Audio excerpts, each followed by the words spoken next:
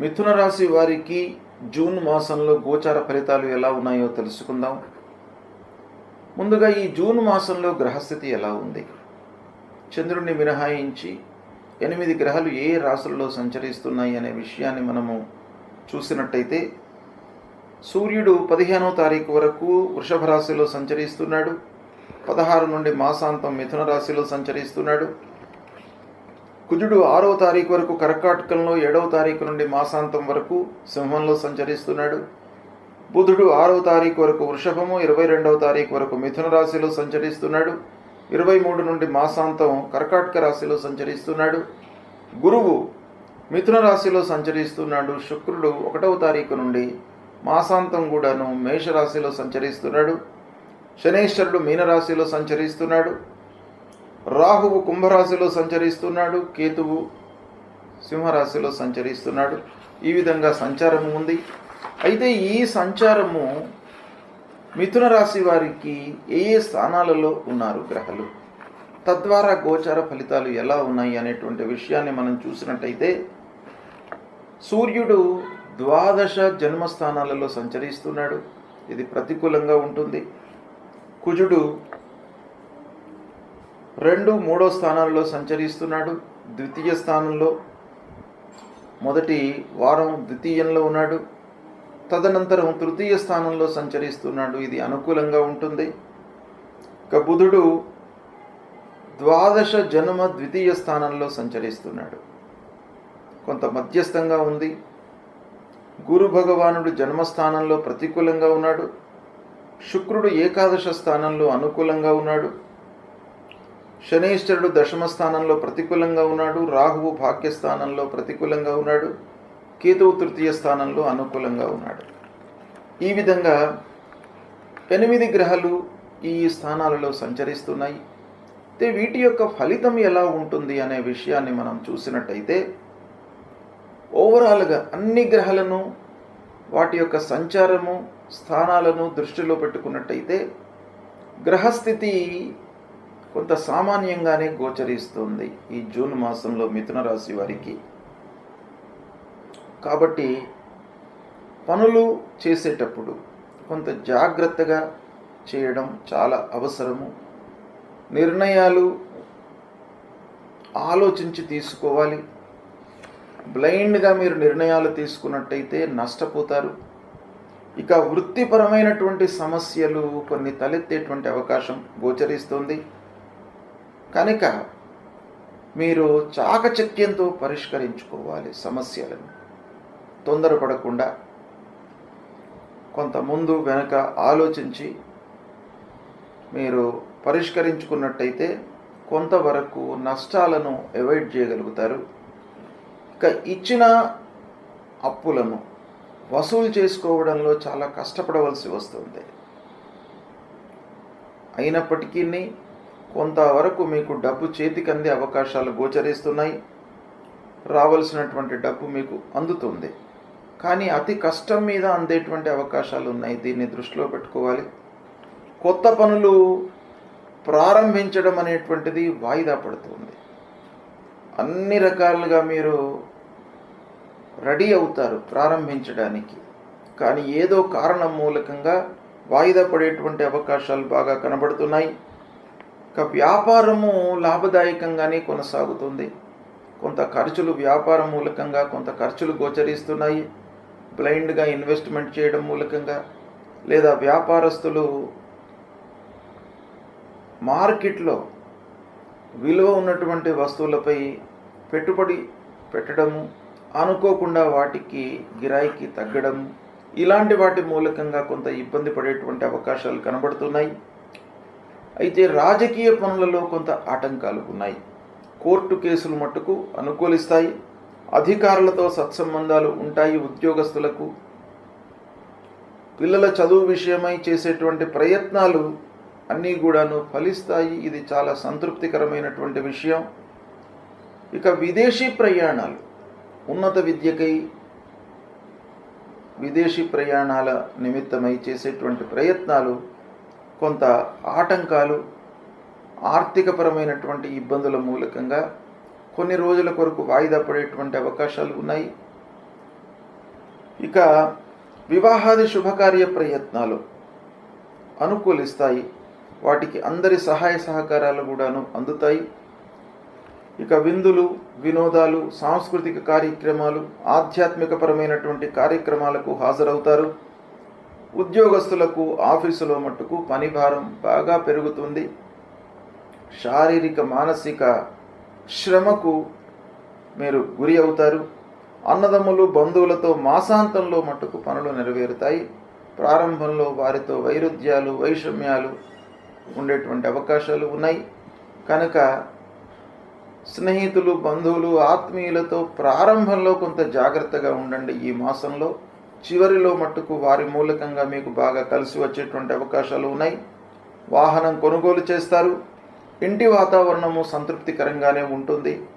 కుటుంబ పెద్దలు, తల్లిదండ్రుల సహాయ సహకారాలు మీకు బాగా లభిస్తాయి. క్రయ విక్రయాలు లాభసాటిగానే ఉంటాయి ఓవరాల్గా. ఇక తీర్థయాత్రలు, విహారయాత్రలు చేయడానికై ప్రయత్నాలు చేస్తారు. అంటే మానసికంగా సంతృప్తిగా ఉండడానికి ప్రయాణాలు, విహారయాత్రలపై ఎక్కువగా మనస్సు నిలిపేటువంటి అవకాశం బాగా కనబడుతుంది. ఓవరాల్గా మనం చూసినట్టయితే వృత్తిపరమైనటువంటి కొన్ని సమస్యలు ఉన్నాయి. కాబట్టి స్వయం వృత్తిలో ఉన్నటువంటి వాళ్ళు కొంత జాగ్రత్తగా హ్యాండిల్ చేసుకుంటూ వెళ్ళాలి. క్లయింట్స్తో కొంత జాగ్రత్తగా ఉండాలి. అనవసరమైనటువంటి చర్చలకు తావివ్వకుండా వాళ్లకు కావలసినటువంటి పనిని పూర్తి చేయడంలో మనస్సు నిలిపినట్టయితే కొంతవరకు మీరు అధిగమించేటువంటి అవకాశాలు బాగా కనబడుతున్నాయి. ఇకపోతే ప్రయాణాల విషయంలో కొంత జాగ్రత్తలు తీసుకోవాలి. కొన్ని ప్రయాణాలు కలిసి వచ్చినప్పటికీ కొన్ని వాయిదా పడతాయి. కొన్ని ఆర్థికపరమైనటువంటి ఇబ్బందుల మూలకంగా వాయిదా పడతాయి. హయ్యర్ ఎడ్యుకేషన్ కొరకై పిల్లలు ప్రయత్నం చేయడము, వాళ్ళ ప్రయాణాలు కూడాను కొన్ని రోజుల కొరకై వాయిదా పడేటువంటి అవకాశాలు బాగా కనబడుతున్నాయి. ఓవరాల్గా చూసినట్టయితే సామాన్యంగా ఉంది ఫలితాలు. గ్రహస్థితి మూలకంగా మిథున రాశి వారికి ఈ మాసంలో సామాన్యమైనటువంటి గోచార ఫలితాలు ఉన్నాయి. కాబట్టి కొంత ఇలాంటి సమయంలో మీరు మీ ఎఫర్ట్స్ బాగా పెట్టాలి. అంటే మీ వైపు నుంచి ప్రయత్నాలు బాగా జరగాలి. ప్రయత్నాలు లేనట్టయితే ఫలితము ఇంకా విభిన్నంగా ఉంటుంది. అనవసరమైనటువంటి నష్టాలలోకి వెళ్ళే అవకాశాలు ఉంటాయి. కాబట్టి మీరు ప్రతి విషయాన్ని కూడాను చాలా జాగ్రత్తగా, కూలంకషంగా తెలుసుకొని పెద్దవాళ్లతో చర్చించి ఆ ఫీల్డ్కు సంబంధించినటువంటి అనుభవజ్ఞులతో మీరు మాట్లాడి నిర్ణయాలు తీసుకోవడం ఈ మాసంలో చాలా అవసరము. జూన్ మాసంలో వస్తున్నటువంటి ముఖ్యమైనటువంటి పండుగలు, జయంతులు, వాటి ప్రాశస్త్యము, మనం చేయవలసినటువంటి కర్తవ్యము, వీటి గురించి తెలుసుకుందాం. ముందుగా జ్యేష్ఠ శుద్ధ దశమి గురువారం 5 జూన్ రోజున దశహర పాప దశమి వ్రతం. ఇది చాలా ముఖ్యమైనటువంటి వ్రతం. దశహర పాప దశమి అని దీనికి పేరు. అంటే ప్రతి మానవుడు కూడాను తెలిసి కొన్ని పాపాలు చేస్తూ ఉంటాడు, తెలియకుండా కొన్ని పాపాలు చేస్తూ ఉంటాడు, కొన్ని ఫోర్స్డ్గా కూడాను కొన్ని చేయవలసినటువంటి ఆగత్యం ఏర్పడుతుంది. ఈ విధంగా దశవిధ పాపాలు చేసేటువంటి అవకాశాలు బాగా ఉన్నాయి. ఇందులో కాయిక, వాచిక, మానసికమైనటువంటి పాపాలు అంటే శరీరము ఇన్వాల్వ్ అయ్యి చేసేటువంటి పాపాలు కొన్ని, మాట మూలకంగా ఎదుటి వాళ్లను ఇబ్బంది పెట్టడము, తద్వారా కలిగేటువంటి పాపాలు, మనస్సు లోపల అనర్థాలను ఊహించుకొని కీడును తలపెట్టి తద్వారా వచ్చేటువంటి పాపాలు, మానసికమైనటువంటి పాపాలు. ఇలా 3 రకాలుగా ఉండేటువంటి పాపాలు మొత్తం కలిపితే మనకు ఒక్కొక్క దానిలో 4, 3 ఇలా పాపాలు 10 రకాలుగా ఉంటాయి అనేటువంటిది శాస్త్రం చెబుతుంది.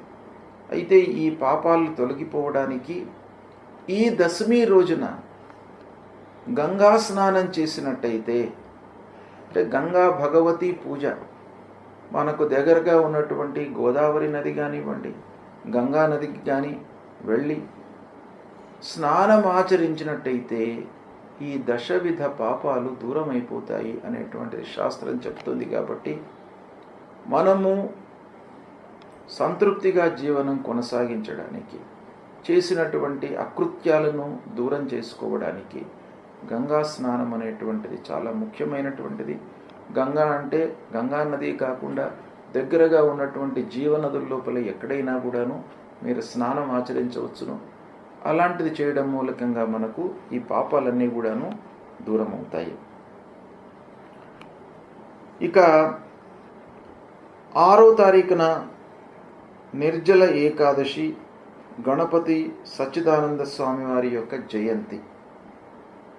ఈ నిర్జల ఏకాదశి, మనకు ఏకాదశి వ్రతం చాలా ఉత్తమమైనటువంటి వ్రతం. అన్ని వ్రతాల్లో కూడాను ఏకాదశి వ్రతానికి అత్యంత ప్రాధాన్యత మన శాస్త్రంలో ఇవ్వబడింది. కాబట్టి మనము ప్రకృతి పరంగా, ఆరోగ్యపరంగా, శారీరకంగా మనం దృష్టిలో పెట్టుకున్నట్టయితే ఏకాదశి రోజున ఉపవాసం చేసి ద్వాదశి రోజున పారణ చేసినట్టయితే అద్భుతమైనటువంటి ఫలితాలు కలుగుతాయి. ఉన్నతమైనటువంటి భావనలతో మోక్షాన్ని పొందవచ్చును అనేటువంటివి కూడాను మనకు ఇతిహాసాల లోపల చాలా చెప్పబడి ఉన్నాయి. కాబట్టి ఈ రోజున ఏకాదశి వ్రతాన్ని ఆచరించాలి. ఇదే రోజున అవధూత పీఠాధిపతి గణపతి సచ్చిదానంద స్వామి వారి యొక్క జయంతి. ఆ స్వామివారిని మీరు కొలవండి.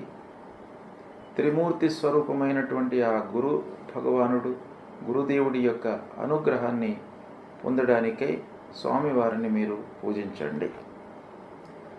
ఇక 8వ తారీఖు రోజున మృగశిర కార్తీ ప్రవేశం. వ్యవసాయదారులకు కార్తులు అత్యంత ప్రాధాన్యతను సంతరించుకున్నటువంటివి. కార్తులను దృష్టిలో పెట్టుకొని వాళ్ళు కార్యకలాపాలు చేస్తూ ఉంటారు. వ్యవసాయం ప్రారంభం చేయడము, విత్తనాలు నాటడము, ఇవన్నీ కూడాను కార్తులకు అనుగుణంగా వాళ్ళు చేసుకుంటారు. కనుక మృగశిర కార్తీ ప్రవేశం అనేటువంటిది చాలా ముఖ్యమైనటువంటి కార్తీ. అది 8వ తారీఖు నాడు ప్రవేశిస్తుంది. ఇక 10వ తారీఖు నుండి గురుమౌఢ్యం ప్రారంభమవుతుంది. గురుమౌఢ్యము అనంటే గురువు మనకు కనిపించకుండా లుప్తమవుతాడనమాట. గురుగ్రహము కనపడకుండా ఉన్నప్పుడు శుభకార్యాలు చేయకూడదు అనేటువంటిది శాస్త్రం చెప్తుంది. కనుక ఈ 10వ తారీఖు నుండి గురుమౌఢ్యం ప్రారంభమవుతుంది. దాంతో వివాహాది శుభకార్యాలన్నీ కూడాను నిషేధం. ఒక నెల రోజుల పాటు ఉంటుంది ఈ మౌఢ్యము. ఈ సమయం లోపల శుభకార్యాలు నిషేధము. తర్వాత 11వ తారీఖున జ్యేష్ఠ పౌర్ణిమ బుధవారం వటసావిత్రి గౌరీ వ్రతం. ఈ వటసావిత్రి గౌరీ వ్రతము ముత్తైదువులకు ఆ సావిత్రి ఎలానైతే గౌరీదేవిని పూజించి మాంగళ్యాన్ని రక్షించుకుందో అలాంటి ఉత్తమమైనటువంటి ఈ వటసావిత్రి వ్రతము 11వ తారీఖున వస్తుంది. దీన్ని కూడాను అందరూ ఆచరించి శుభప్రదమైనటువంటి జీవితాన్ని కొనసాగించడానికి ఈ వ్రతం బాగా ఉపయోగపడుతుంది. ఇక 14 జూన్ శనివారం సంకష్టహర చతుర్థి వ్రతం. సంకష్టహర చతుర్థి వ్రతము ప్రతి మాసం లోపల కూడాను పౌర్ణిమ తర్వాత తదియ కానివ్వండి, చవితి రోజున కానీ ఈ వ్రతం వస్తుంది. అందరూ కూడాను ఈ రోజున సంకష్టహర చతుర్థి వ్రతాన్ని ఆచరించి ఆటంకాలు లేకుండా మనము చేపట్టేటువంటి పనులు సుఖమయంగా పూర్తి కావడానికి, ఆ గణపతి యొక్క అనుగ్రహాన్ని పొందడానికై ఈ వ్రతాన్ని మనము ఆచరిస్తాం. ఈ వ్రతం లోపల ఉన్నటువంటి కర్తవ్యం ఏంటంటే ఉదయం నుండి మనము ఉపవాసంతో ఉండి గణపతిని అర్చించి అభిషేకం చేసి సాయంకాలము చంద్రోదయం వరకు ఉపవాసము ఉండి చంద్రుణ్ణి చూసిన తరువాత ఉపవాస దీక్షను విరమించి అప్పుడు ఆ గణపతికి మళ్ళీ ఒక మారు ప్రార్థన చేసుకొని భుజించడము. ఇది ఈ సంకష్టహర చతుర్థి రోజున చేయవలసినటువంటి కర్తవ్యము. ఈ వ్రతము చాలా ముఖ్యమైనటువంటిది. కష్టాలు నివారిస్తాడు గణపతి, ఆటంకాలు రాకుండా మిమ్మల్ని కాపాడుతాడు. కాబట్టి ఈ సంకష్టహర వ్రతము అనేటువంటిది మీరు ఆచరించండి, శుభ ఫలితాలను పొందుతారు. తర్వాత 15వ తారీఖున మిథున సంక్రమణ ప్రవేశమవుతుంది. ఈ సంక్రమణ రోజున పితృదేవతల ప్రీత్యర్థమై మనము ఎవరికైనా కూడాను కొంత అన్నదానం చేసినట్టయితే మీకు సత్ఫలితాలు పొందుతారు. ప్రతి సంక్రమణ రోజున పితృదేవతల ప్రీత్యర్థమై మీరు ఒకరికి కానీ ఇద్దరికి కానీ మీకు ఎంతమందికి అనుకూలమైతే మీ శక్తి కొలది అన్నదానం చేయండి, సత్ఫలితాలను పొందుతారు. ఇక 23వ తారీఖు రోజున సోమప్రదోషమి వ్రతం, మాస శివరాత్రి, ఈ రెండు కూడాను ప్రదోషమి మాస శివరాత్రి శివ వ్రతాలు. ఈ రెండు వ్రతాలను సోమప్రదోషమి అదే రోజు వస్తుంది, అదే రోజున కూడాను మాస శివరాత్రి ఉంది. ఆ శంకరుణ్ణి ప్రదోష కాలం లోపల మీరు పూజించినట్టయితే మీకు అన్ని రకాలుగా ఐశ్వర్యాన్ని, అపమృత్యు దోషాలను తొలగిస్తాడు. అపమృత్యు దోషాన్ని తొలగించి ఐశ్వర్యాన్ని ప్రసాదించేటువంటి ఆ శంకరుడు ఆ సోమప్రదోషమి రోజున మీరు పూజించినట్టయితే తప్పకుండా మీకు అనుగ్రహం లభిస్తుంది. తర్వాత అమావాస్య, దర్శామావాస్య కూడాను 25వ తారీఖు నాడు వస్తుంది. ఈ అమావాస్య రోజున కూడాను పితృదేవతల ప్రీత్యర్థమై మీరు అన్నదానం చేయండి. ఎవరైతే నిస్సహాయులు ఉన్నారో, అంగవైకల్యంతో ఇబ్బంది పడుతున్నటువంటి వాళ్లకు మీరు కొంత అన్నదానం చేయండి. ఒకరికి ఇద్దరికి మీ శక్తి కొలది అన్నదానం చేసినట్టయితే మీ పితృదేవతల యొక్క అనుగ్రహం మీకు లభిస్తుంది, పితృదోషము ఉండకుండా ఉంటుంది. కాబట్టి ప్రతి అమావాస్య రోజున కూడాను మీరు ఈ కర్తవ్యాన్ని ఆచరించండి. ఇక 27 జూన్ జగన్నాథస్వామి వారి యొక్క రథోత్సవము, పూరి జగన్నాథస్వామి రథోత్సవము ప్రారంభమవుతుంది. ఇక 29 జూన్ రోజున బోనాలు ప్రారంభమవుతాయి. ఇవి ముఖ్యమైనటువంటి పండుగలు ఈ జూన్ మాసంలో ఉన్నాయి. ఈ పండుగలను మీరు గుర్తించి ఋషులు మన జీవితము సుఖమయంగా జరగడానికి, ఆటంకాలు లేకుండా, ఇబ్బందులు లేకుండా, అపమృత్యువు దరి చేరకుండా ఆరోగ్యవంతమైనటువంటి జీవితాన్ని గడపడానికి ఋషులు దర్శించి మనకు నిర్ణయించినటువంటి పండుగలు ఇవి. హిందూ సాంప్రదాయానికి మూల స్తంభాలు. పండుగలను గుర్తించి ఆచరించడం అనేటువంటిది. కనుక ఈ పండుగలను ఆచరించినట్టయితే మన జీవితము సుఖమయంగా జరుగుతుంది. ఆ పండుగల వెనుక ఉన్నటువంటి ఇతిహాసాన్ని కూడాను మీరు అర్థం చేసుకొని దానికి ప్రత్యామ్నాయమైనటువంటి కర్తవ్యాలు, ఏ పండుగ రోజున మనం ఏం చేయాలి అనేటువంటిది మీకు స్థూలంగా నేను చెప్పాను. ఇంకా కూడాను మీరు ఈ విషయాన్ని మీరు తెలుసుకొని ఆచరించినట్టయితే జీవితాన్ని సుఖంగా మీరు కొనసాగించడానికి అవకాశాలు ఉంటాయి. గ్రహస్థితి ప్రతికూలంగా ఉన్నప్పుడు మనము చేయవలసినటువంటి కర్తవ్యాలు 2 ఉంటాయి. ఒకటి, మనము రెట్టింపు శ్రమతో ఆ పనులను చేయాలి. అంటే శక్తియుక్తులను ఉపయోగించి పనులు చేయడము. రెండవది, భగవంతుడి యొక్క అనుగ్రహం కొరకై మనము చేయవలసినటువంటి పరిహారాలు. ఇందులో ముఖ్యమైనటువంటి గ్రహాలు మనపైన చాలా ఎఫెక్ట్ను చూపిస్తాయి. సూర్యుడు, కుజుడు, గురువు, శనేశ్వరుడు, రాహువు, కేతువులు.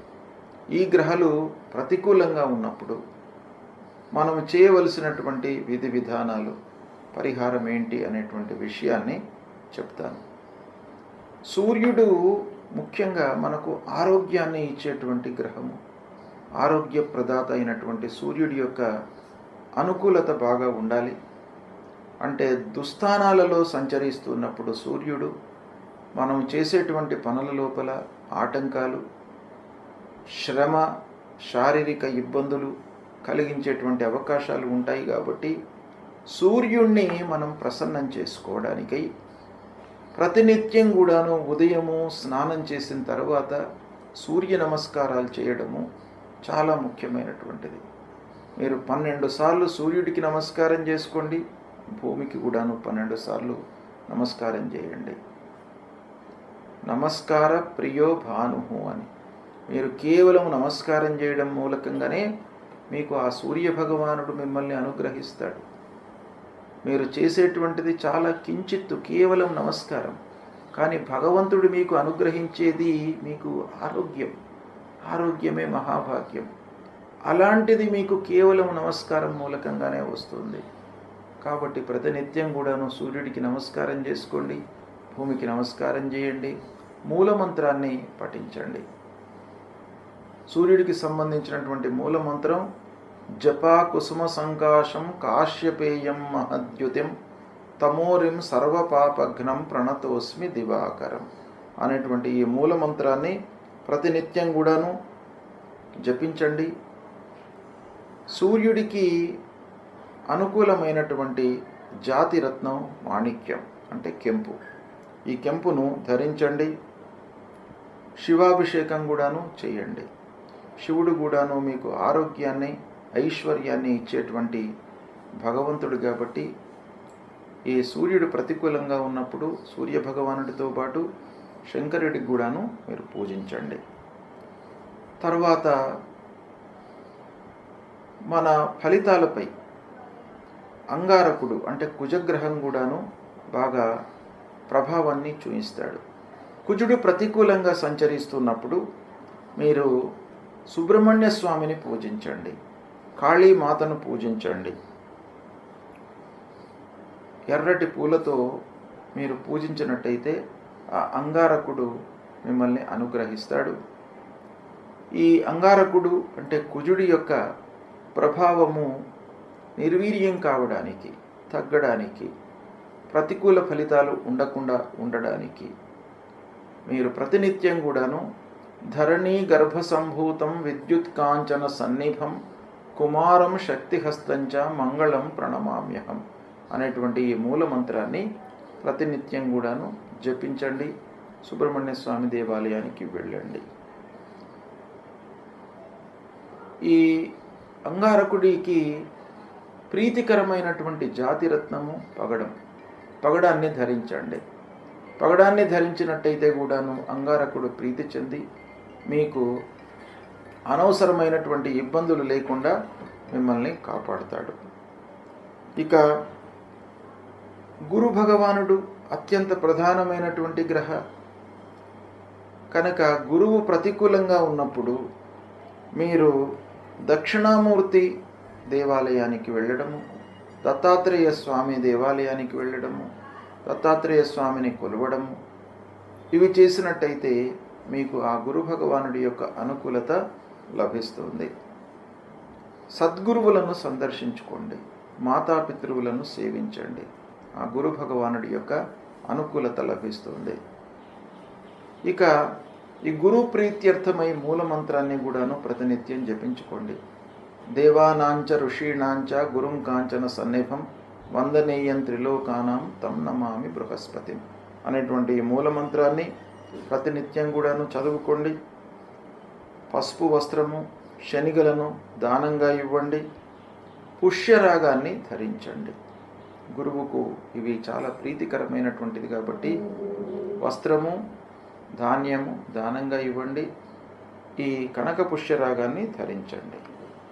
ఇక శనైశ్చరుడు ప్రతికూలంగా ఉన్నప్పుడు శని మనకు చాలా విషయాల లోపల ప్రభావాన్ని చూపిస్తాడు.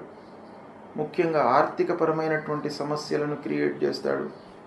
రాబడి పైన ప్రభావాన్ని చూపిస్తాడు. కనుక శని భగవానుణ్ణి అనుకూలం చేసుకోవడం చాలా ముఖ్యమైనటువంటి కర్తవ్యం. శనిని ప్రీతికరంగా మనం పూజించాలి. శని ప్రీత్యర్థమై ఏం చేయాలి? శివుణ్ణి పూజించండి. ఆంజనేయ స్వామిని పూజించండి. స్తోత్ర పారాయణం చేయండి. శని స్తోత్ర పారాయణం చేయండి. తర్వాత హనుమాన్ చాలీసా పారాయణం చేయండి. ఇవి చేసినట్టయితే శని మీకు ప్రీతి చెందుతాడు. నీలాన్ని ధరించండి. నల్లని నువ్వులు, నల్లటి వస్త్రము, ఒక ఇనుప ముక్క, వీటిని దానం ఇవ్వండి. ఇక శని ప్రీత్యర్థమై మీరు నీలాంజన సమాభాసం రవిపుత్రం యమాగ్రజం ఛాయా మార్తాండ సంభూతం తం నమామి శనైశ్చరం అనేటువంటి ఈ మూలమంత్రాన్ని ప్రతినిత్యం కూడాను జపించండి. ఇక రాహువు ప్రతికూలంగా ఉన్నప్పుడు, రాహువు కూడాను ప్రధానమైనటువంటి ఛాయాగ్రహము, మనపైన మానసిక శారీరక ఇబ్బందులను క్రియేట్ చేసేటువంటి గ్రహము, అనవసరమైనటువంటి భయాన్ని కల్పించేటువంటి గ్రహము, ఆందోళనలకు గురి అయ్యేటువంటి అవకాశాలు రాహువు ప్రతికూలంగా ఉన్నప్పుడు బాగా ఉంటాయి. కాబట్టి రాహువును తప్పకుండా ప్రీతికరంగా మీరు చేసుకోవాలి. ఈ రాహు ప్రీత్యర్థమై దుర్గాదేవిని పూజించండి. మినుములు దానంగా ఇవ్వండి. గోమేధికాన్ని ధరించండి. దుర్గామాత దేవాలయానికి ప్రతినిత్యం కూడా వెళ్ళినట్టయితే రాహువు ప్రీతి చెందుతాడు. రాహు మూలకంగా కలిగేటువంటి దుష్ప్రభావం దూరమవుతుంది. ప్రతినిత్యం కూడాను మూలమంత్రాన్ని జపించండి. అర్ధకాయం మహావీర్యం చంద్రాదిత్య విమర్ధనం సింహికా గర్భ సంభూతం తం రాహుం ప్రణమామ్యహం అనేటువంటి మూలమంత్రాన్ని ప్రతినిత్యం కూడాను జపించండి. ఇక కేతు ప్రతికూలంగా ఉన్నప్పుడు మీరు ఏం చేయాలి? గణపతిని పూజించండి. ఆ గణాధిపతిని పూజించడం మూలకంగా ఆటంకాలు లేకుండా ఉంటాయి, ఆలస్యం జరగకుండా ఉంటాయి మనం చేపట్టినటువంటి కార్యక్రమాలలో. కనుక ఆ గణపతిని సేవించండి. గణపతి దేవాలయానికి వెళ్ళండి. ఉలువలు దానంగా ఇవ్వండి. వైడూర్యాన్ని ధరించండి. ఫలాశ పుష్ప సంకాశం తారక గ్రహమస్తకం రౌద్రం రుద్రాత్మకం ఘోరం తం కేతుం ప్రణమామ్యహం అనేటువంటి మూలమంత్రాన్ని ప్రతినిత్యం కూడాను చదువుకోండి. ఈ గ్రహాలకు సంబంధించిన ఈ మూలమంత్రాలే కాకుండా గ్రహస్థితి ప్రతికూలంగా ఉన్నప్పుడు, మీకు మానసికమైనటువంటి ఇబ్బందులు తలెత్తుతున్నప్పుడు, శారీరకమైనటువంటి ఇబ్బందులు ఎదురవుతున్నప్పుడు, ఆర్థికపరమైనటువంటి సమస్యలతో కొట్టుమిట్టాడుతున్నప్పుడు మీరు చేయవలసినటువంటి కర్తవ్యము లలితా సహస్రనామ పారాయణం చేసుకోండి. విష్ణు సహస్రనామ పారాయణం చేయండి. ఆదిత్య హృదయాన్ని చదువుకోండి. శివుణ్ణి పూజించండి. శివుని యొక్క దేవాలయానికి వెళ్ళి అభిషేకం చేయించండి. ఇవి చేసినట్టయితే మీకు గ్రహస్థితి మూలకంగా కలిగేటువంటి దుష్ప్రభావము దూరమవుతుంది. శుభ ఫలితాలను పొందుతారు.